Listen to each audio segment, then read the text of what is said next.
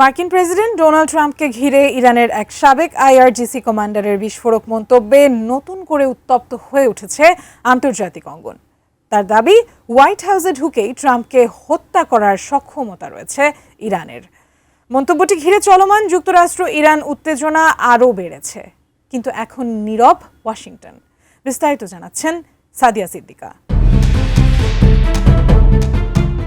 মার্কিন president Donald ট্রাম্পকে নিয়ে এবার বিস্ফোরক মন্তব্য করেছেন ইরানের এলিট ফোর্স ইসলামী রেভলিউশনারি গার্ড কর্পস আইআরজিসির সাবেক এক শীর্ষ কমান্ডার।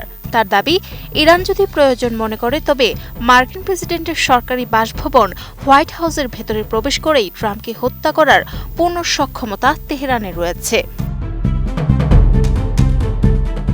সোমবার মার্কিন প্রভাবশালী সংবাদ মাধ্যম নিউ ইয়র্ক পোস্ট এক প্রতিবেদনে এই চাঞ্চল্যকর তথ্য সামনে এনেছে। ইরানি সংবাদ ভিত্তিক ওয়েবসাইট ফারারোকে দেওয়া একটি বিশেষ সাক্ষাৎকারে আইআরজিসির সাবেক শীর্ষ কমান্ডার হোসেন কানানি মোকাদ্দাম এই হুঁশিয়ারি উচ্চারণ করেন। ওয়াশিংটন ও তেহরানের মধ্যকার চরম দ্বিপাক্ষিক উত্তেজনার পারদের মধ্যেই তার এমন বক্তব্য বিশ্ব রাজনীতিতে নতুন করে বড় ধরনের শোরগোল ফেলে দিয়েছে। উন্নত মানের কাঁচামাল আরআইএল অ্যাঙ্গেল এন্ড চ্যানেল, এখন কাঠের দিন শেষ, আরআইএল-এর বাংলাদেশ।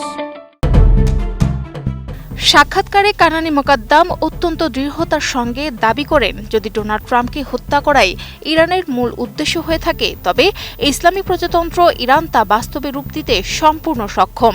যখনই প্রয়োজন হবে সরাসরি আমেরিকার মাটিতে, এমনকি হোয়াইট হাউসের ভেতরে গিয়েও সেই লক্ষ্য বাস্তবায়ন করার মতো সামরিক সামর্থ্য ও শক্তি তেহরানে রয়েছে। এদিকে বর্তমানে তেহরান ও ওয়াশিংটনের মধ্যে চলমান কূটনৈতিক আলোচনার বিষয়েও কথা বলেন এই সাবেক ইরানি সামরিক কর্মকর্তা। তবে তিনি স্পষ্ট করে দিয়েছেন, এই আলোচনার অর্থ কোনোভাবেই আমেরিকার সঙ্গে কোনো সমঝোতা বা আনুষ্ঠানিক শান্তি চুক্তি করা নয়। কানানি মোকাদ্দামের দাবি অনুযায়ী এই দ্বিপাক্ষিক সংলাপের মূল উদ্দেশ্য হল দুই দেশের মধ্যে চলমান চরম যুদ্ধংদেহী পরিস্থিতি ও উত্তেজনা কিছুটা কমিয়ে আনা। একই সঙ্গে আন্তর্জাতিক মহলে ইরানের বিরুদ্ধে যুক্তরাষ্ট্রের আনা বিভিন্ন একপেশে অভিযোগের জবাবে তেহরানের শক্ত অবস্থান ও যৌক্তিক উত্তর তুলে ধরা। সাবেক এই ইরানি কমান্ডার আরও জোর দিয়ে বলেন, ট্রাম্প প্রশাসনের সঙ্গে ইরান কোনো প্রকার শান্তির খোঁজে বা নতজানু হয়ে টেবিলে বসেনি, বরং নিজেদের সার্বভৌম অধিকার প্রতিষ্ঠা করা এবং ওয়াশিংটনের মন করা অভিযোগের কড়া জবাব দিতেই তারা এই সংলাপে অংশ নিচ্ছে।